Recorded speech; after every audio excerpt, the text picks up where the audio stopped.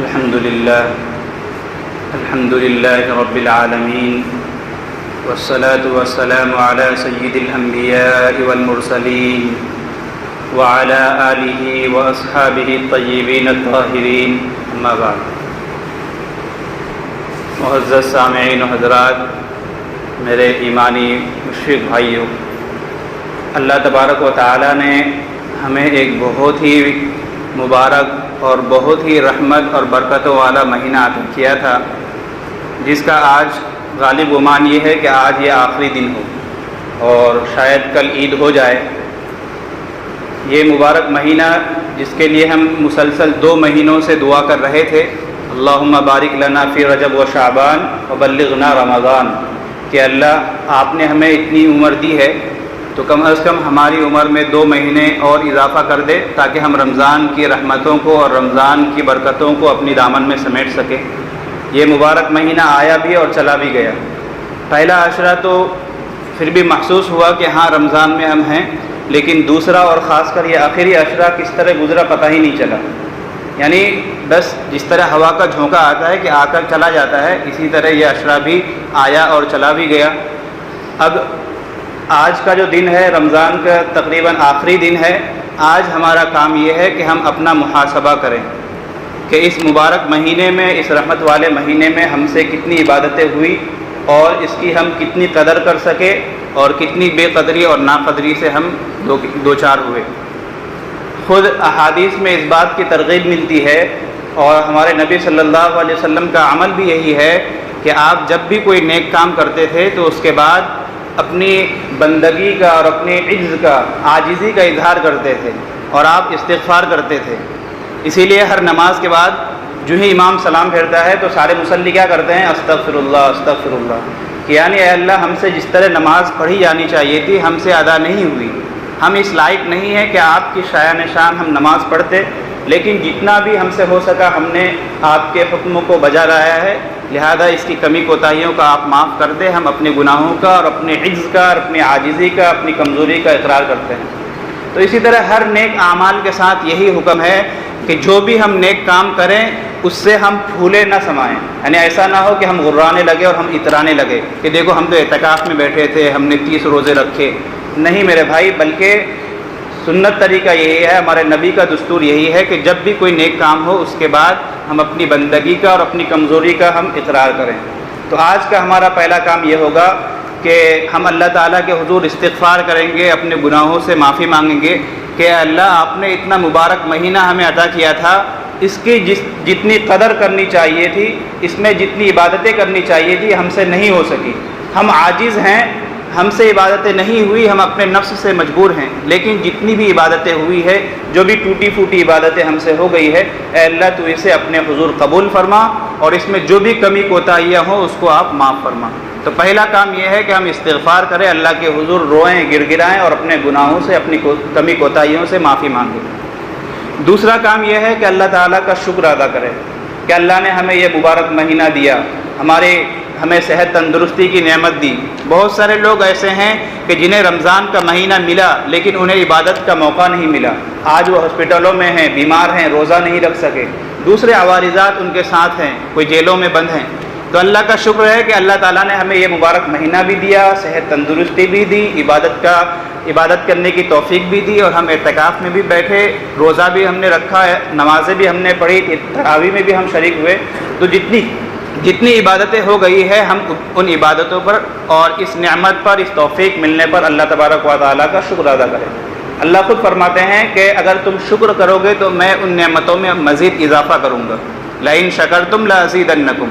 لہذا اگر ہم اس نعمت کی جو ہم سے ادا ہو سکی، جو ہم کر سکے، اللہ کا شکر ادا کریں گے تو امید اللہ کی ذات سے یہی ہے کہ ہمیں اور دیگر رمضانوں میں بھی اسی طرح عبادت کرنے کا موقع ملے گا. تو دوسرا کام ہے شکر کا کہ ہم اللہ تعالیٰ کے حضور شکر بجا لیں. تیسرا کام یہ ہے کہ اس سے پہلے بھی ایک حدیث آئی تھی جس کا مفہوم یہ ہے، اللہ کے نبی فرماتے ہیں کہ جس کا رمضان صحیح سلامت گزرے اس کی پوری زندگی اور سال کے 11 مہینے بھی صحیح سلامتی اور عافیت کے ساتھ گزرتے ہیں. یعنی جو رمضان میں اعمال کرے، رمضان میں مسجد والے اعمال سے جڑے نیک اعمال کرتا رہے تو اللہ کی ذات سے امید ہے کہ اس کی پوری زندگی رمضان ہی کی طرح گزرے گی. تو تیسرا کام یہ ہے کہ ہم نے رمضان میں جو بھی اعمال کیے ہیں رمضان کے بعد اسے بالکل ترک نہ کر دیں. یعنی ایسا نہ ہو کہ رمضان میں تو ہم مسجد میں آ رہے تھے اور جو ہی عید کی نماز پڑھی ہم نے ٹوپیاں بھی اتار دی اور اپنا لباس بھی بدل لیا, مسجد میں آنا ہی چھوڑ دیا, قرآن کو ہم طاق میں رکھ کر بالکل پھر 11 مہینے کے لیے رکھ چھوڑے. ایسا نہ ہو. رمضان میں ہم نے جو بھی عبادتیں کی ہیں اگر مکمل عبادتیں اور مہینوں میں نہ ہو سکے کم از کم اس کا کچھ حصہ تو انسان ضرور پڑھے. مثال کے طور پر ہم رمضان میں 2 پارے 4 پارے 5 پارے تلاوت کرتے تھے, تو سال کے دوسرے مہینوں میں اتنا نہ ہو سکے تو ایک پارا بھی نہ ہو سکے تو کم از کم پاؤ پارا, یعنی ہر نماز کے بعد ایک رکوع آپ ضرور پڑھ لیں. ایسا نہ ہو کہ قرآن کو بالکل آپ نے رکھ دیا. نمازیں رمضان میں ہم تراویح پڑھا کرتے تھے, تہجد کے ہم پابند تھے اور دوسرے نوافل کا بھی ہم اہتمام کرتے تھے, تسبیحات پڑھتے تھے. تو رمضان کے بعد ایسا نہیں ہونا چاہیے کہ ہماری زندگی ان اعمال سے بالکل خالی ہو جائے. نہیں میرے بھائی, بلکہ رمضان کے بعد بھی کوشش تو یہی ہو کہ ہماری عبادتوں میں کوئی کمی نہ آئے. جیسا ہم رمضان میں کرتے تھے ویسا ہی ہم رمضان کے بعد بھی کریں. لیکن چونکہ رمضان میں عبادتوں کا شوق زیادہ ہوتا ہے, انسان زیادہ سے زیادہ عمل کرتا ہے, اور رمضان کے بعد حالات ایسے نہیں ہوتے, ماحول بھی ایسا نہیں ہوتا, کچھ کمی ہو جاتی ہے. تو ان کمی کوتاہیوں پر ہم اللہ کے حضور توبہ استغفار کریں اور جو بھی ہم سے اعمال ہو سکے ان اعمال کو ہم کرنے کی کوشش کرتے رہیں. بالکل اعمال کو چھوڑ کر خالی ہاتھ نہ ہو جائیں. تو رمضان کے یہ 3 خصوصی کام ہیں آخری دن کے کہ ہمیں استغفار کرنی ہے کہ اللہ جو عبادتیں اور جو اس مہینے کی قدر و منزلت ہم سے کرنی چاہیے تھی وہ نہ ہو سکی, آپ ہماری کمی کوتاہیوں کو معاف فرما, جو عبادتیں ہو گئی ہے اسے قبول فرما. نمبر 2, ہم شکر ادا کریں کہ اللہ آپ کا لاکھ لاکھ شکر ہے کہ آپ نے یہ مہینہ ہمیں عطا کیا, ہمیں صحت تندرستی دی, ہمیں توفیق دی اور ہمیں موقع دیا کہ ہم عبادت کر سکیں. اور تیسرا کام یہ ہے کہ ہم سے جو اعمال ہو رہے تھے اب تک ان اعمال میں سے کچھ نہ کچھ ہم اپنی پوری زندگی جاری رکھیں. یعنی اب تک ہم 20 رکعت تراویح پڑھتے تھے, تہجد کے 8 رکعتیں پڑھتے تھے, تو اور راتوں میں کم از کم اتنا ہو کہ سال کے 11 مہینے جتنی راتیں آئے گی ہم 2 رکعت جو ہے کم از کم تہجد کی نماز ضرور پڑھیں. اور تہجد پڑھنے کے اس دن 3 درجے آئے تھے. تہجد کا سب سے آسان درجہ اور سب سے آسان طریقہ یہی ہے کہ تہجد کا وقت جو شروع ہوتا ہے عشاء کے بعد فوراً شروع ہو جاتا ہے اور یہ بالکل صبح صادق تک رہتا ہے, یعنی سحری کے وقت تک رہتا ہے. تو ہم کوشش یہ کریں کہ عشاء کے نماز کے بعد جس طرح ہم 2 رکعت سنت اور نفل پڑھتے ہیں اسی وقت 2 رکعت تہجد کی نماز سے بھی ہم پڑھ لیں, یعنی تہجد کی نیت سے 2 رکعت پڑھ لیں. اور دوسرا درجہ تہجد کا یہ ہے کہ جب انسان سونے لگے, ظاہر سی بات ہے کہ عشاء کے بعد ہم فوراً نہیں سوتے, 1 گھنٹہ 2 گھنٹہ 3 گھنٹے کے بعد ہی سوتے ہیں. مثال کے طور پر 8 بجے عشاء کی نماز ہو رہی ہے تو کھانا پینا اور دوسری ضروریات سے فارغ ہوتے ہوتے 10-11 بج جاتے ہیں سونے. تو سونے سے پہلے انسان 2 رکعت 4 رکعت تہجد کی نماز پڑھ لے. اور تہجد کا سب سے اعلیٰ اور سب سے افضل اور سب سے زیادہ ثواب کا جو درجہ ہے وہ ہے کہ انسان پہلے سو جائے, اس کے بعد آخر رات میں اٹھے اور آخر رات میں تہجد پڑھے. اگر ہم سے یہ نہ ہو سکے تو کم از کم یہ پہلا درجہ جو ہے کہ عشاء کی نماز کے بعد فوراً پڑھنے کا, ہم کوشش کریں کہ جس طرح ہم رمضان میں اس نماز کا اہتمام کرتے تھے ہم سال کے 11 مہینے بھی کم از کم 2 رکعت جو ہے تہجد کی نماز ضرور پڑھیں گے. تہجد کی نماز سے انسان کو ایک خاص نورانیت ملتی ہے اور انسان کے ایمان میں ایک خاص قسم کی قوت پیدا ہوتی ہے. اور اس سے پہلے جمعہ بھی ایک بات آئی تھی کہ یہ جو نفل نمازیں ہیں جو فرض نہیں ہیں ان نمازوں کا اگر کوئی آدمی اہتمام کرے, یعنی پابندی سے ان نمازوں کو پڑھے, تو اس کا ایک فائدہ تو وہ ہے ہی جو حدیث میں ہے, اس کی فضیلتیں ہمیں ملے گی ہی, لیکن اس کا نقد فائدہ یہ ہوگا کہ ہم 5 وقتہ نمازوں کے پابند ہو جائیں گے. 5 وقتہ جو نمازیں ہیں انسان پر فرض ہے. کوئی عذر قابل قبول نہیں ہے کہ میں جاب پر تھا اور باس نے چھٹی نہیں دی, یا میں کام کر رہا تھا میں تھک چکا تھا رات میں نیند آ گئی. کوئی عذر اللہ کے یہاں قابل قبول نہیں ہے. اور قیامت میں سب سے پہلے جو حساب کتاب ہوگا, سب سے پہلے جو پوچھا جائے گا وہ نمازوں کے متعلق پوچھا جائے گا. تو جو آدمی کسی بھی ایک نفل نماز کا اہتمام کرے تو اللہ تعالیٰ اس کا نقد انعام یہ دیتے ہیں کہ وہ 5 وقتہ نمازوں کا پابند ہو جاتا ہے. پھر اس سے نماز قضا نہیں ہوتی, وہ نمازوں کو اس کے وقت پر ادا کرتا ہے. اس سے بڑا انعام اور کیا چاہیے. تو میرے بھائیو یہ 3 کام ہیں جو خصوصی طور پر ہمیں کرنے ہیں. اس کے بعد کہ رمضان کا مہینہ بالکل گزر رہا ہے, اور جیسا کہ میں نے ابھی کہا کہ جس کا رمضان خیر و عافیت کے ساتھ گزرے اس کی باقی زندگی بھی ایسے ہی گزرتی ہے. تو ہمیں اب معلوم یہ کرنا ہے کہ رمضان ہمیں کیا سبق دیتا ہے. کیا صرف رمضان روزہ رکھنے کا ہی نام ہے, کیا رمضان صرف تراویح پڑھنے یا غریبوں مسکینوں کی مدد کرنے کا ہی نام ہے؟ رمضان سے ہمیں کیا سبق ملا، ہمیں کیا بینیفٹ حاصل ہوئے، ہمیں کیا فوائد ملے؟ تو میرے بھائیو یاد رکھیں، رمضان کا پہلا سبق ہے مجاہدہ، یعنی آپ کی نفس کے خلاف شریعت کا کوئی بھی حکم آ جائے یا آپ کے نفس کے خلاف کوئی بھی کام ہو، آپ اس کام کو برداشت کریں۔ مثال کے طور پر فجر کی نماز میں اٹھنا بہت بھاری پڑتا ہے، انسان اس وقت بالکل گہری نیند میں ہوتا ہے، لیکن مؤذن پکارتا ہے، اللہ کا حکم آتا ہے کہ چلو بھائی کامیابی کی طرف چلو، نماز کی طرف، تو انسان اس وقت اپنے نفس کے خلاف جو حکم آ رہا ہے، نفس یہ چاہتا ہے کہ ہم سوئے پڑے رہیں، 8 بجے اٹھیں گے، آرام سے 9 بجے نہا دھو کر کام پر جائیں گے، لیکن شریعت کا حکم آ گیا تو اب انسان کو چاہیے کہ وہ اپنے نفس کے خلاف نفس سے مجاہدہ کرے، یعنی نفس جو کہہ رہا ہے اس کی نہ سنے بلکہ شریعت کی سنے۔ تو روزے کا پہلا سبق یہی ہے کہ ہمیں مجاہدہ اور نفس کے خلاف چلنے اور شریعت کے مطابق چلنے کا حکم دیا جاتا ہے۔ آپ دیکھ لیں، انسان صبح سے لے کر شام تک نہ کھاتا ہے نہ پیتا ہے، بالکل، حالانکہ ہماری خواہش بھی ہوتی ہے، خاص طور پر ظہر کے بعد اور عصر سے مغرب کا جو وقت ہے انسان نڈھال ہو جاتا ہے۔ جو لوگ کاروباری ہیں اور جو بازاروں میں یا کھیتوں میں کام کرتے ہیں، ان سے آپ پوچھیں کہ بھائی دھوپ میں کیا عالم ہوتا ہے روزے کے حالت میں، انہیں ایک ایک قطرہ پانی کا ایک ایک قطرہ جو ہے بہت ہی محبوب ہوتا ہے اس وقت، لیکن پھر بھی انسان کنٹرول کرتا ہے اور اللہ تعالیٰ کے حکم کے سامنے اپنے خواہشات کو اور اپنے نفس کے خلاف وہ مجاہدہ کرتا ہے، کچھ بھی نہیں کھاتا۔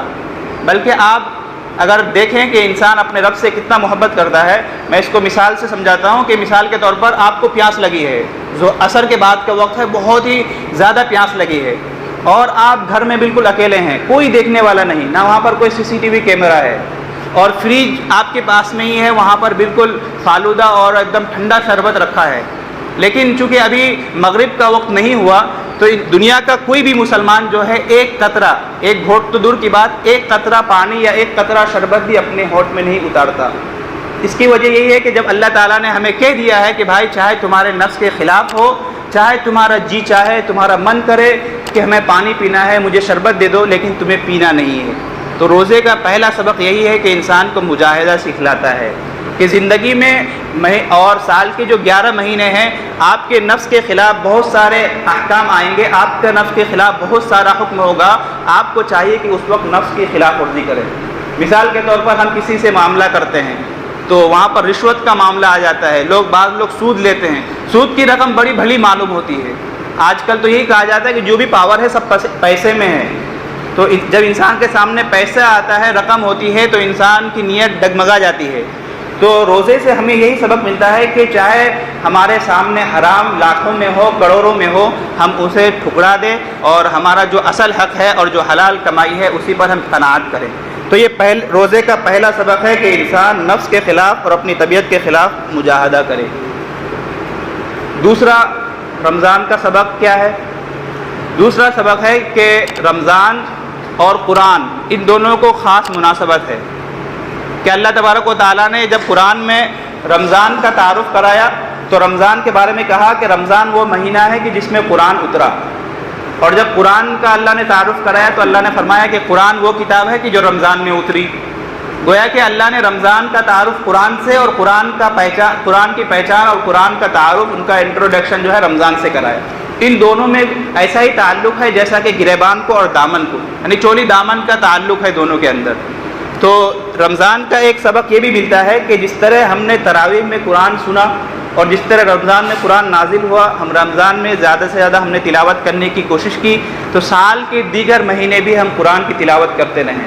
ایسا نہ ہو کہ جب گھر میں کوئی میت ہو جائے، کوئی انتقال کر جائے، تبھی ہم ختم کے لیے قرآن کو کھولیں، یا جب کوئی شادی وغیرہ ہونے لگے تو اپنی بیٹی بہن یا اپنی کسی رشتہ دار کو ہم قرآن جہیز میں دیں، صرف 2 ہی واسطوں کے لیے ہم قرآن کھولتے ہیں، یہ مناسب نہیں ہے۔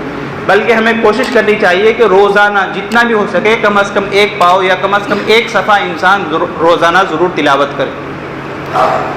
اسی طرح رمضان کا تیسرا جو سبق ہے وہ ہے مواسات اور غمخواری کا، یعنی ہم غریبوں کے ساتھ، محتاجوں کے ساتھ بھلائی سے پیش آئیں، حسن سلوک اور اچھے برتاؤ اور اچھا ویوہار کریں۔ کہ انسان جب روزہ رہتا ہے تو اسے محسوس ہوتا ہے کہ بھائی بھوک ہے کیا چیز، بھوک کی شدت کا اسے احساس ہوتا ہے۔ تو جس طرح ہمیں اپنی بھوک کی شدت کا احساس ہے اور ہمیں خود محسوس ہوتا ہے کہ یار بھوک بھی کوئی ایک چیز ہے، تو ہمیں خود غور کرنا چاہیے کہ جو لوگ جن کے پاس مال دولت نہیں ہے، جن کے گھر میں راشن نہیں ہے، جن کے پاس پیسے نہیں ہے، جن کا چولہا نہیں جلتا، تو ان کا کیا عالم ہوگا۔ تو ہمیں غریبوں اور مسکینوں کے ساتھ غم خواری کا اور ان کے غم میں شریک ہونے کا جو ہے رمضان اور روزہ سبق سکھاتا ہے کہ انسان صرف اپنی کمائی پر، اپنے آپ پر اور اپنے گھر والوں پر اپنی کمائی کو خرچ نہ کرے، بلکہ اپنی کمائی کا کچھ حصہ اپنے غریب رشتہ داروں کو، اپنے پڑوسیوں کو اور اپنے دوسرے مسلمان بھائیوں پر بھی خرچ کرے۔ اسلام جو ہے یہ ایک انسان کے مالدار ہو جانے کا قائل نہیں ہے۔ ایسا نہیں کہ بھائی ایک ہی آدمی مالدار ہو گیا بس، بلکہ اسلام اس بات کا داعی ہے، اسلام اس بات کی دعوت دیتا ہے کہ جس طرح آپ مالدار ہیں، آپ کے سارے بھائی، آپ کی ساری بہنیں، آپ کے سارے رشتہ دار سب کے سب مالدار ہوں۔ اور یہ جب ہی ہوگا جب کہ آپ اپنی بڑی کمائی سے اپنے چھوٹے بھائی کو دیں گے جو کم کماتا ہے۔ مثال کے طور پر آپ کی 50,000 انکم ہے اور آپ کا چھوٹا بھائی 10,000 کماتا ہے اور اس کے 10-12 بچے ہیں، یعنی 3-4 بچے ہیں جس کے اخراجات بہت زیادہ ہیں۔ تو اب آپ خود سوچیں کہ آپ کا وہ بھائی کس طرح زندگی گزارے گا۔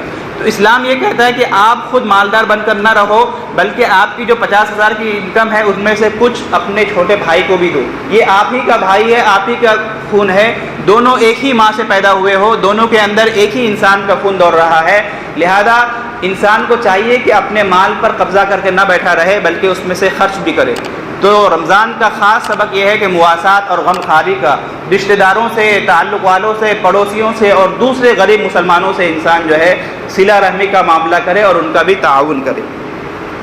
اسی طرح ایک سبق یہ بھی ہے کہ انسان اوقات کا یعنی ٹائم کا جو ہے خاص خیال رکھے، وقت کی خاص حفاظت کرے۔ جس طرح روزے میں کیا ہے کہ بھائی آپ کو 3:55 میں سحری ختم کر دینی ہے اور 6:03 میں آپ کو افطار کرنی ہے۔ تو جس طرح ایک ٹائمنگ ہے، تراویح کی نماز فلاں وقت سے فلاں وقت تک آپ کو پڑھنی ہے، تہجد کی نماز فلاں وقت پڑھنی ہے، تو رمضان میں جس طرح ہم ایک ٹائمنگ کے ساتھ اور ایک نظام الاوقات کے ساتھ اپنی زندگی گزار رہے تھے، اپنا ایک ایک وقت ہم قیمتی سمجھ رہے تھے، تو اسی طرح انسان کوشش کرے کہ سال کے دوسرے دنوں میں بھی اپنے اوقات کا اور اپنے وقت کا، اپنے ٹائم کا خاص خیال رکھیں۔ آج ہم مسلمانوں سے بڑی کوتاہی یہ ہو رہی ہے کہ ہم اپنے اوقات کو فضول چیزوں میں خرچ کرتے ہیں۔ ایک حدیث آپ کو سنا دوں کہ آج ہماری جو ایک عمومی غفلت ہے کہ ہم صبح اٹھیں گے 9 بجے 10 بجے، اس کے بعد کام پر 11 بجے جائیں گے، حالانکہ اللہ کے نبی فرماتے ہیں کہ انسان کی روزی جو تقسیم ہوتی ہے، یعنی انسان کو جو رزق ملتا ہے وہ صبح سویرے ملتا ہے۔ ایک صحابی بہت ہی زیادہ پریشان حال تھے، یعنی مالی بہت تنگی، رزق کے دروازے بالکل بند۔ اللہ کے نبی سے انہوں نے شکایت کی تو اللہ کے نبی نے فرمایا کہ بھائی تم ایک کام کرو کہ تمہارے جو تجارتی قافلے جاتے ہیں تم صبح سویرے جایا کرو، یعنی فجر ہی فجر تم اپنے گھر سے نکل جایا کرو۔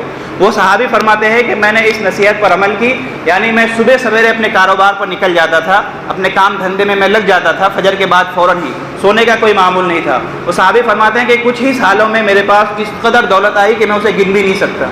تو میرے بھائیوں، آج ہم سے جو عمومی غلطی ہو رہی ہے کہ ہمارا مسلمان بھائی دن میں بالکل سوئے رہتے ہیں اور رات جو کہ سونے کے لیے اللہ تبارک و تعالیٰ نے بنائی ہے، رات بھر مٹر گشت کرتے رہتے ہیں، یہاں پھریں گے وہاں پھریں گے۔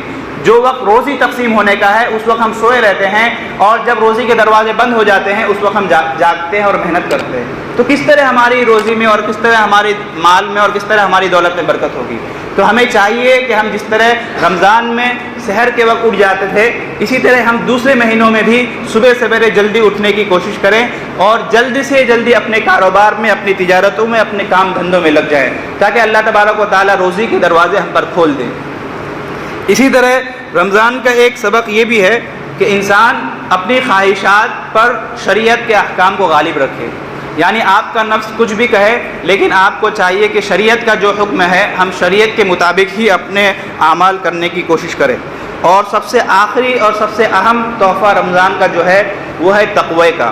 اللہ تعالیٰ نے روزے کا حکم اسی لیے دیا ہے کہ انسان خود میں تقوی پیدا کرے۔ تقوی کہتے کسے ہیں؟ تقوی کہتے ہیں کہ اللہ تبارک و تعالیٰ کی نافرمانی کے کاموں سے خود کو روک لینا۔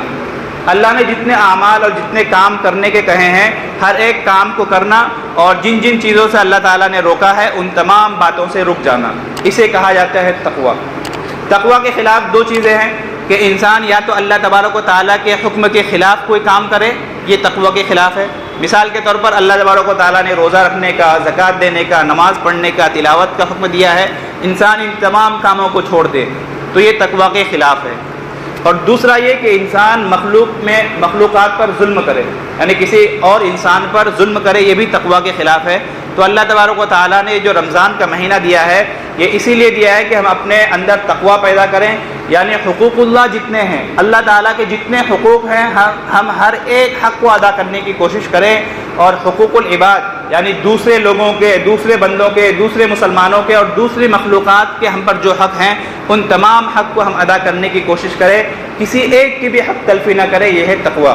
تو رمضان کا جو خصوصی سبق دیا جاتا ہے وہ ہے کہ انسان اپنے آپ میں تقویٰ پیدا کرے، اور سال کے 11 مہینے رمضان میں جس طرح ہم نے گزارا اسی طرح اپنے اعمال کو اور اپنی زندگی کو سنوارنے کی اور گزارنے کی کوشش کرے۔ اللہ تبارک و تعالیٰ کی ذات سے دعا ہے کہ اللہ تبارک و تعالیٰ ہمارے کیے ہوئے اعمال کو قبول فرمائے، ہم سے جو بھی کمی کوتاہی ہو گئی ہو اللہ اسے معاف فرمائے، اور ہم نے رمضان میں جو اعمال کیے ہیں اللہ تبارک و تعالیٰ سال کے دوسرے مہینے بھی یہ اعمال کرتے رہنے کی ہمیں توفیق عطا فرمائے۔ وآخر دعوانا ان الحمد للہ رب العالمین۔